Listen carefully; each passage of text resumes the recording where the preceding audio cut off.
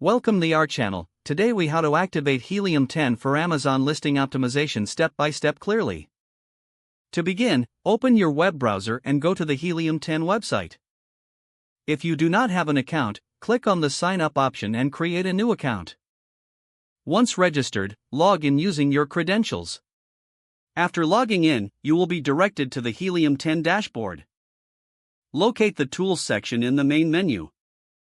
Select Keyword Research from the drop-down options. Navigate to the Cerebro tool for reverse ASIN lookups. Enter your competitor's ASIN into the search bar and click the Search button. Review the list of keywords relevant to that ASIN.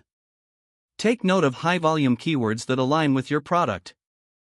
Next, head back to the dashboard and select Listing Optimization under the Tools section. Open the Frankenstein tool to help filter your keyword list. Paste your list of keywords into the Frankenstein tool. Use the filters to refine your keywords, eliminating duplicates and irrelevant terms. After filtering, click on the Export option to download your final keyword list. Return to Listing Optimization and access the Scribbles tool. Here, you can input your product details and new keywords.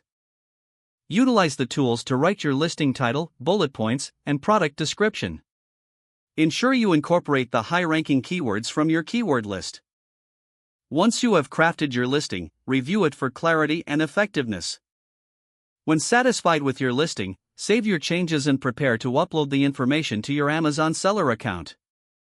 Log in to your Amazon Seller Central account.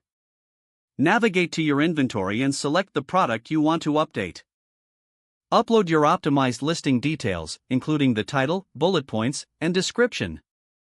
Finally, save your changes on Amazon to activate your optimized listing.